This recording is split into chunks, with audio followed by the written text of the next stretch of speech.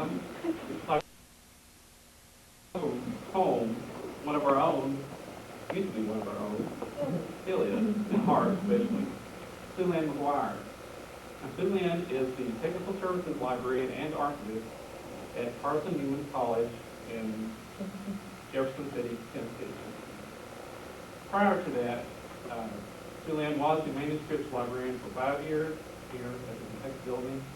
She holds her bachelor's and master's degrees in history from Western, and also has a master's of library science from the University of Kentucky, and that is where she got interested in the Little Colonel, but I won't get into that and let her tell you a little bit.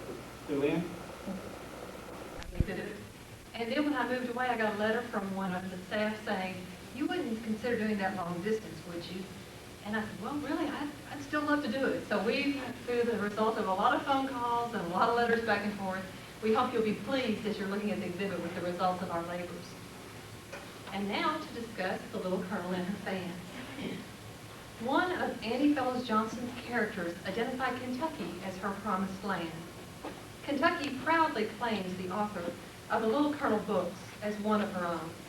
Although born in Evansville, Indiana in 1863, Johnston would immortalize Pee Wee Valley, Kentucky in the hearts of numerous young readers for several generations.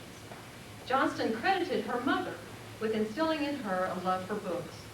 Learning to read at the age of 5, little Annie would hold her book in one hand, clutch her mother's skirts in the other, and trail her mother around the house as she did housework. Johnston later commented, I was fain to prove the truth of Scripture. He may run that readeth. Having always desired to write a book, Annie's mother valued writing as a gift which should be nourished by encouraging Annie to cease her household duties and take up her pen whenever she felt the urge to write. Annie's adolescence found her exploring the world of available books, including her father's theological collection and her church library. At the age of 16, Annie, along with her sister, published a poem in Gems of Poetry. Her first literary earnings totaled 75 cents for the publication of a poem, Apple Blossoms, in a high school paper back east. After attending the district school and studying 1 year at the State University of Iowa, Johnston taught school, worked in an office, and traveled in New England and Europe. Having been reared in a world filled with family, it is not surprising that she chose to marry her cousin, William L. Johnston, in 1888. When he died 4 years later, she was left with 3 stepchildren. Economic necessity thereby forced her to exploit her writing talent in earnest. In 1893, her first book entitled Big Brother was published, based on a summer which she and Alvin, her sister, had spent in Iowa. It was not until her visit to Pee Wee Valley, though, where her stepchildren had previously lived with their aunt, that she was to meet the inspiration for the Little Colonel, her most memorable character. In her autobiography entitled The Land of the Little Colonel, Johnston describes Pee Wee Valley. I felt as if I had stepped back into a beautiful story of antebellum days, back into the times when people had leisure to make hospitality their chief business in life, and could afford for every day to be a holiday. It must be quickly noted that Johnston's work is a blend of reality and imagination, a quality for the historian which gives the work additional value. Much has been written in years since the publication of the body of her work in which attempts have been made at separation of truth from fiction. In her own correspondence and in her autobiography, Johnston illuminates her own creative process. The Land of the Little Colonel is divided into 3 parts. One lies in the state of Kentucky, one in the country of imagination, and one in the dear domain of memory, thus our title, Imagination, Kentucky, and Memory. One biographer noted, by drawing on her own idealized childhood and the scenes and people she loved, she created a glamour about her characters which charmed her youthful readers. But Johnston also drew upon the difficulties which life brought to her. The courageous way in which her stepson John faced his illness was reflected in her character Jack Ware. Johnston's characters faced their disappointments and deaths, but in a manner consistent with their Victorian upbringings. With the Little Colonel books, Johnston presented moral lessons which inspired her readers to adopt traditional Victorian values. Young girls were admonished to use the silver yardstick to measure their candidates for princes. As Lloyd Sherman, the name given to the character of the Little Colonel, explained to one suitor, there are 3 notches. He must be clean and honorable and strong. Having read the Little Colonel's Christmas Vacation, some girls decided, like Lloyd Sherman, that they would string rosaries of pearls. Lloyd added a pearl to her rosary every night as a visible day that she had tried to live that day through unselfishly and well, that she had kept tryst with the duty of cheerfulness which we all owed to the world. The tales and legends which inspired the characters in the novels also were published separately as the Johnston Jewel series, describing Miss Johnston as possessing a rare gift in producing little stories in the nature of allegories full of spiritual significance and beauty. The Boston Transcript hailed her as the most gifted and the most helpful of the present-day writers for young people. Johnston had an adult audience as well. Dan G. Fisher of Dallas, Texas, wrote to her in February of 1931. For quite a long time, I have been a reader of your very charming books, and I've passed them along to my nephews and nieces. In all your books, there is a fine wholesomeness that we do not find in many volumes of this present day. That was 1931. Can you imagine what that gentleman would say about the volumes of today? The writings of Cale Young Rice, a Louisville playwright and author, indicate how well respected that Johnston was among her peers. To the members of the Authors Club, a Louisville group of women writers, Annie Fellows Johnston was valued for her imagination and for her humor. Johnston was frequently asked to speak at literary groups. She was elected vice president of the League of American Penwomen in 1922. Johnston's work was valued not simply as entertainment, but as worthwhile in that her readers were inspired to emulate the integrity of her characters, who lived in a world where good intentions prevailed and where simple virtues were glorified. In an essay in the December 1913 issue of St. Nicholas, a colleague from the Authors Club, Margaret Vandercook, praised her as teaching us to dream big dreams and then to do the littlest task with the cheerfulest spirit. In commenting on Johnston's influence, Kentucky author Alice Hagen Rice wrote, "Hundreds of thousands of girls have met their own problems in the problems of their favorite heroines. They have seen the first perplexities of life faced beautifully and spiritually. They have seen that stupid little word duty glorified into something fine and noble. They have seen the small and seemingly insignificant things of life take on a new and beautiful dignity." Rice, who was a friend of Johnston's, identified the greatest value which Johnston herself placed on her work.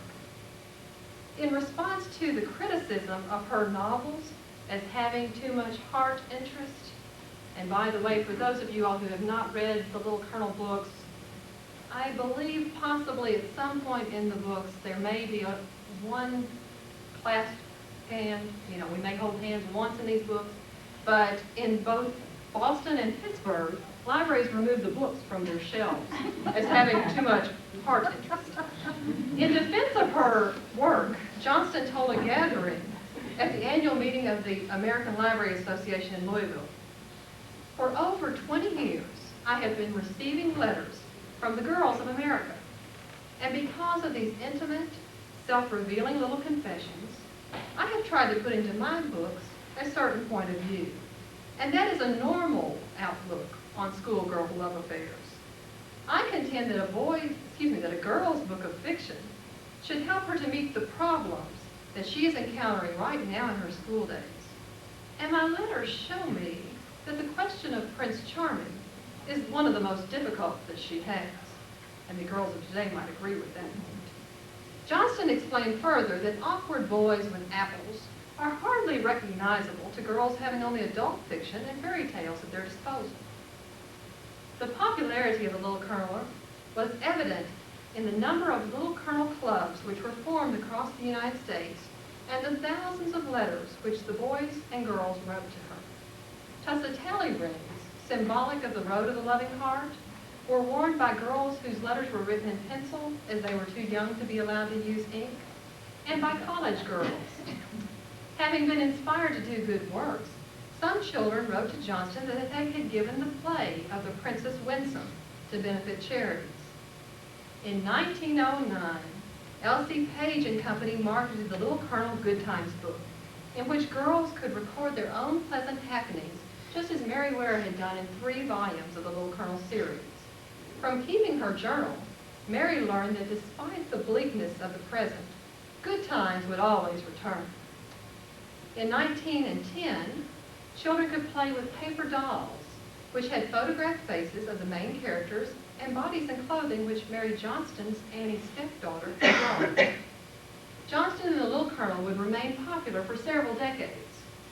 In 1924, a survey of the most popular children's books gave awards to The Little Colonel's Hero and The Little Colonel's House Party. At her death in 1931, Johnston had lived to see the sales of the least popular volume of the Little Colonel series at 81,000, and the most popular volume at 136,000. In 1935, Shirley Temple brought The Little Colonel to the silver screen in a film which premiered in Louisville. In New York, designers quickly capitalized on the Little Colonel's popularity in a line of Little Colonel fashions for girls aged 2 through 12. Johnston's home in Pewee Valley has been visited by thousands of her readers since her death. For most modern readers, knowledge of the impact that these books had on when they were published makes them of even greater interest. That her representation of young Kentucky girls influenced their expectations and activities is evident in the correspondence received by a young bluegrass girl, Frances Jewell. I must pause here to note that it's appropriate for Frances Jewell to be a part of any discussion which I present on the Little Colonel books, as Frances introduced me to Johnston's work while I was processing her papers at the University of Kentucky. Frances Jewell would later teach at the University of Kentucky, and after marrying the university president, Frank McVeigh, serve as the First Lady of the university in a manner which compared to Eleanor Roosevelt by the Lexington newspapers. In response to an invitation, Josephine Farrell of Lexington wrote to Frances on August the 3rd, 1905, "To go to a house party has been my chief ambition ever since I read the Little Colonel books." When the Little Colonel's Night Comes Riding was published, 4 girls commented to Frances about Lloyd Sherman's choice of husbands. Careful not to prematurely reveal the name, Florence Rogers indicated her reaction in an enclosed envelope marked "to be read after the letter," and you can see it outside. Florence described the groom as one who is perfectly dear and who, when held up to that silver yardstick, not only met the 3 requirements, but went far beyond. Lily Logan, though, offered Frances her criticism of the latest volume. "I like the book ever so much, but I don't believe that it comes up to the standards of her books. There is no legend in this one, but we have some of all of what we've seen in other books before." Cousin Louise Cromwell's letter gives us, as modern readers, a bit of insight into why some contemporaries expressed concern about Johnston's powerful influence on her impressionable young readers. Recall that they're pulling the books from the shelves. From her room in the Lions Hill Academy, Louise wrote, "I am simply, desperately crazy about it. Honestly, after I got through with it, I didn't even feel respectable. Did you ever read anything so perfectly sweet?"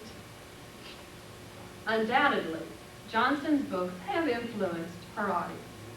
To distinguish the degree to which they simply reflected the lifestyle of turn-of-the-century affluent young Kentucky girls from the impact that those books had on the readers would be impossible.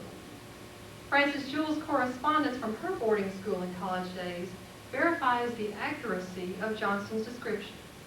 Homesickness, charitable club activities, the emphasis on clothing, the giving of tokens of friendship and flowers, the admiration of upper-class women, concern about the poor mountain whites, the importance of education and social etiquette, letter writing, and social drinking were common issues for both the Little Colonel's chums and for Frances Jewell's friends.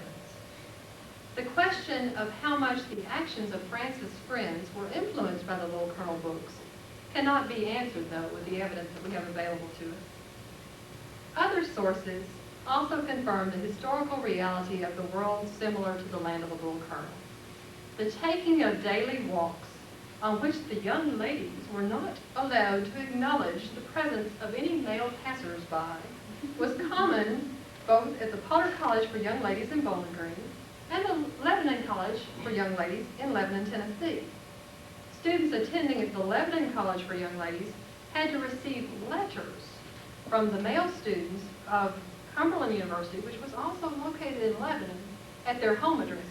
They could not even receive letters at their school address from those male students who were paying attention as they passed by.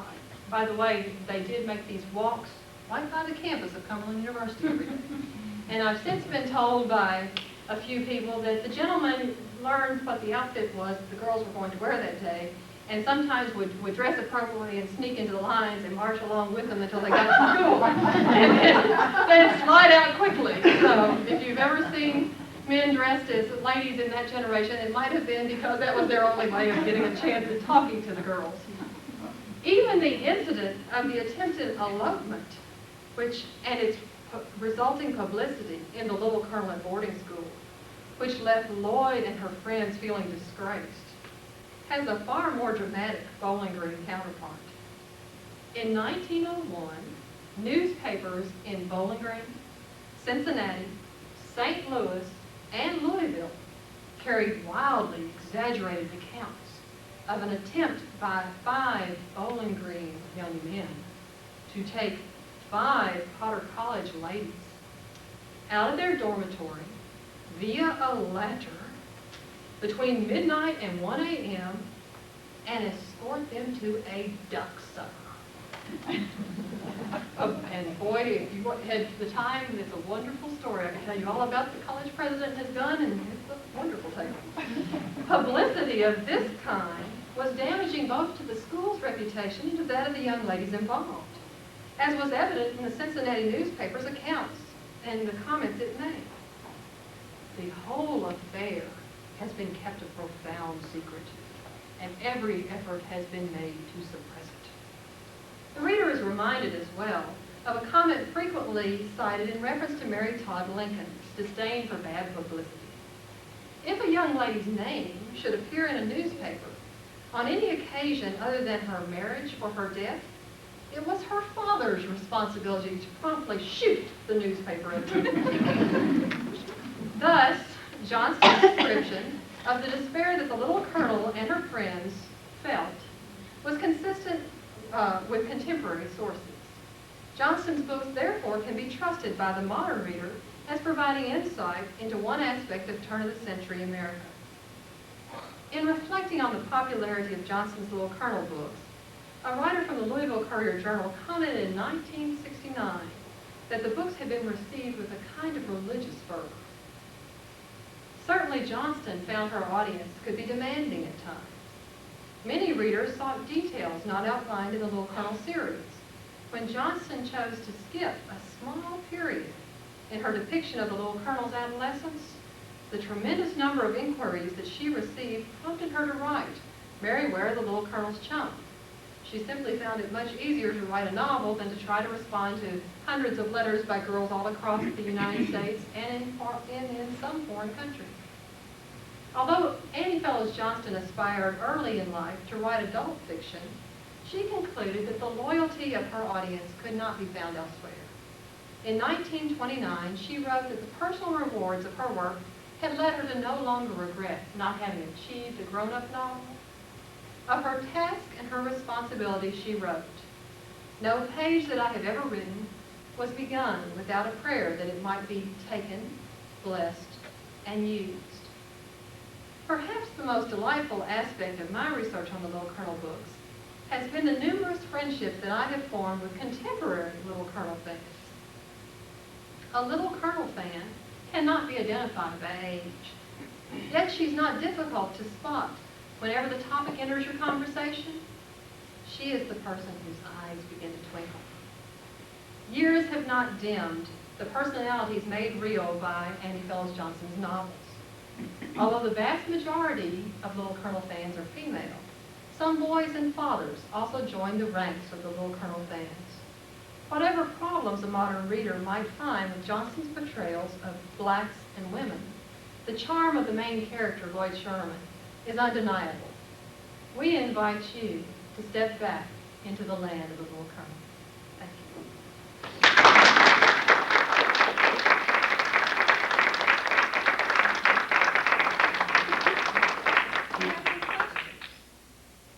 I found I was so tempted, by the way, to stop 15 or 16 times and say, now you need to see that when you go out there, and you need to see this when you go out there, because there are a number of the things that are taught. How you accumulate the things that are on display?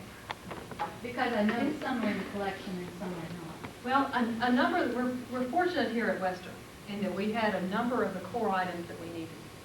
And I will make the appeal, by the way, Connie Mills is with our Kentucky Library, and if you have Little Colonel books out there, she'd love to talk to you about them, because we do have, as you notice in the cases, a complete set of all 12 books, but you also probably notice the varying condition of the volumes. Of course, I love the ones that are worn out, because the ones that are worn out tell me how many times they've been read and reread and drug outside and drug inside and all of that, so that's part of it. But I think for us, for Donna and Sandy and I, as we worked through trying to accumulate the artifacts and pull this exhibit together, what was frustrating were trying to find some of the things that we thought would be out there in great numbers. When I did the research originally for the article, it talked about how that in 1935, all these patents had been released for toothbrushes and clothing and all these different artifacts. And so we thought we simply had to write all of the children's museums across the United States, and all these artifacts would start pouring in, that we would know where these things were. And particularly the Little Colonel dolls, because Madame Alexander, as well as the Ideal Toy Company, both came out with Shirley Temple Little Colonel dolls. What we found, though, is that most museums don't have any Little Colonel artifacts. Of course, the period of time, 35, you've got the Depression going on. So it's possible that license were granted to produce some of these artifacts, and they just simply never, actually, the manufacturers didn't produce them at all. And I've tried to talk with different, how should I put it, finger dolls? Little Colonel fans who have a bit of age on them, to see if they recall playing with things in 1935 that were in that list. And we haven't been able to identify some of them. There are some artifacts I would love to be able to show you today that are in private collections that I have been blessed by getting to see, but that aren't a part of the exhibit. If you haven't dealt with doll collectors much, you don't realize that to them those dolls are not dolls, they are very real in many cases. And the idea of being parted from their doll for a period of time just is too much. Although I also want to comment that we have a doll collector in Maine who was willing for her doll to make the trip, but we decided that we did not want to put that doll at risk. Many of those dolls are composition dolls, and temperature changes and the like can cause problems. But we also, as a result of a networking of Little Colonel fans, were able to track down some things, and that was part of the fun too. Someone would contact us and say, well, I know so-and-so's a Little Colonel fan, and write to her. Some of the photographs that are out there are from one of our alumnus who lives in Lakeland, Florida. And she saw in the Western Alumnus the fact that we were going to have the exhibit. And so she contacted the museum and said, I have snapshots from when I made my pilgrimage to talk to Annie Fellows Johnson.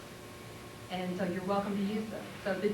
So we've had a lot of generosity, and then we've also had a few cases, and I can understand that for some people to have to part with their things for even a short period of time is difficult. I guess those of us that have been fortunate, though, to be in a museum environment, want to share and love having those things where everybody else can become Little Colonel fans too. Did that answer your question?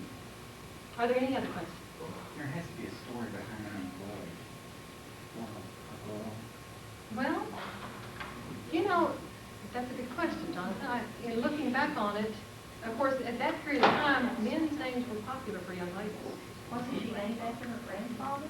Possibly so. The old colonel was a Sherman as well. He wasn't a Sherman, excuse me, he was a Lloyd. That's cool. Don't you think that's Thank part of you. the, don't you think that's part of the conflict with grandfather, that her mother had married that Sherman? Well, yes, I reviewed my little colonel. I will confess that I did my little, cramming for your exam. And Thursday night, I pulled out my little colonel movie and started watching it again because I thought, somebody's going to ask me in detail about that movie. And, of course, the story there is that it's immediately post-Civil War. And no greater offense could have come to Colonel Lloyd than for his daughter to choose to marry a Yankee. And so Lloyd was named for her grandfather, but the grandfather, of course, was alienated from the child for a period of time. But as all good movies end, the family's reconciled. But it is thank you, it's Colonel Lloyd that she's named. And she also has his temper and can stomp her foot at the appropriate time. Were any of the little colonel clubs, were they ever very formal, or was it just like neighborhood groups that got together?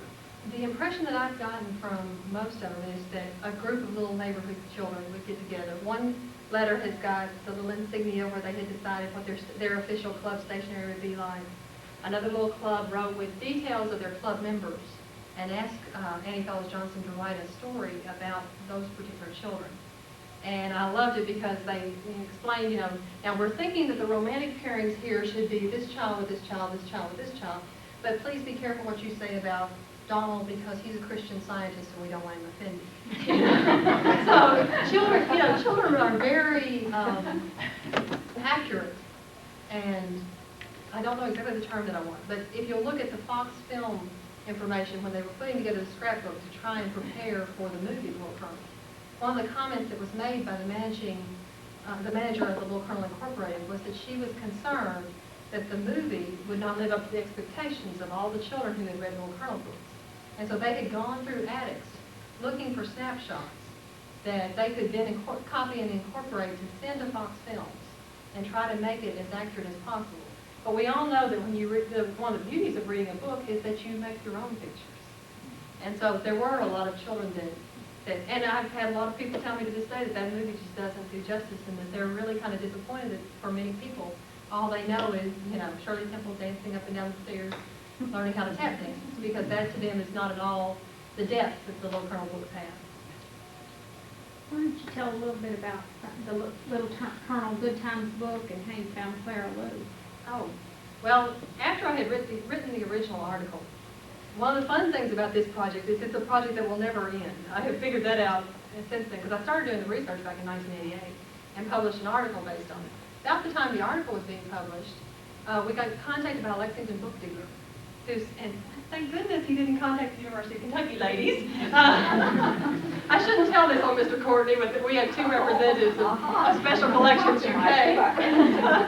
But you all wouldn't have had time to pursue this the way that I did. So because I had done the Little Colonel article, Mike Courtney from Black Swan Books contacted us and said, I have in my shop a Little Colonel diary, Little Colonel Good Times book. Have you ever seen one, Sue Lynn? And I said, no, I haven't.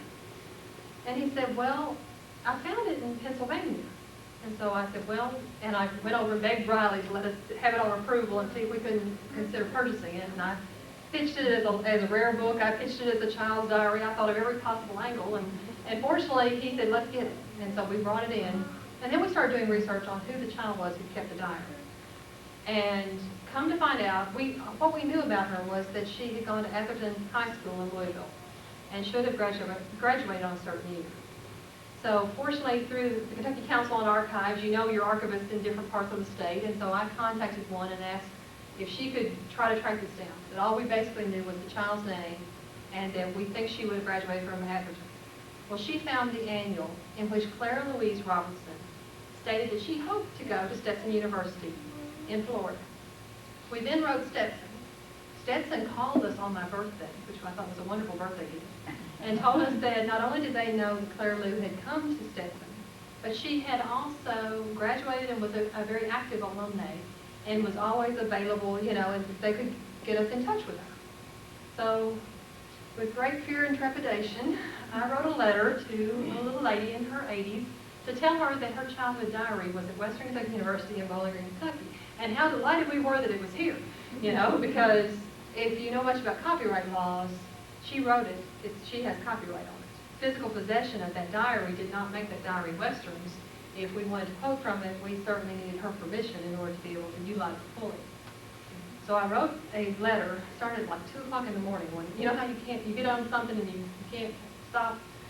So 2 in the morning, I was wide awake writing this letter in my mind. Fortunately, I must have hit the right notes when I wrote the letter, because I found a very receptive lady who called me, and I've got on tape the answering machine message, where she, you know, this sweet little voice. I was gone to the University of Kentucky versus University of Tennessee up in Lexington the day that she called.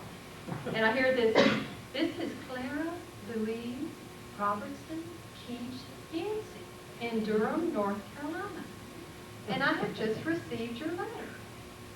And I read it. And then I had to read it again, and then I had to cry. I don't know how you got a hold of my diary, but I'm so anxious to talk to you. Well, it was too late that evening to call her back, so I had to wait till Sunday afternoon to call her back. And as I say, still, there's a little bit of fear in my heart that she's going to say, this is my diary, I want it back. And so, fortunately, though, that wasn't the way it went. We bonded on several things. We were both Southern Baptists who knew what sunbeams were, and that helped. We both had fathers who were a certain age when we were born, and that helped. We also knew some people in common, even though she lived in Durham and had never lived in a Bowling Green area. Anything like that helps to build a bond and a relationship. And as we all know, part of placing your paper somewhere is having a relationship with the archivist. But anyway, Claire Lou was delighted that and she was able to help us with a lot of details. You'll see Claire Lou's diary out there. Many of you all know Miss Marjorie Claggett. You'll also see 2 pages out of Miss Claggett's diary. You see, Miss Claggett went through her diary a few years ago and decided that at the age of 9, she sounded childish. And so she took notes of all the appropriate Bowling Green information that she felt we would need to know, and she destroyed everything but the first 2 or 3 pages. Well, I had just started the research on Little Colonel when I found these 2 or 3 pages, and I went running to the phone, Miss Claggett, where's the rest of your diary? And then she said, what? And I said, the diary, Little Colonel diary. And she, oh. And as I say, I felt like I was childish, so I destroyed it. And we all know that people have the right to choose what they do with their personal papers, but archivists don't believe that, deep in their hearts, and so I had to get over that one. But we do have a couple of pages, and one of her confessions early in her diary is that she has to record something that's not good times. And that was the fact that a child had come back to visit this summer and she had grown up and wasn't interested in playing all the games and things that they had played the year before. She also commented on the perfume that she received from one child as a birthday present, and the fact that she thought it stunk and she had to pour it out. So I guess that was a good time. But anyway, we are pleased to have you here. We hope you'll enjoy the exhibit. There are also some refreshments downstairs, and we hope you'll take an opportunity to go down there as well.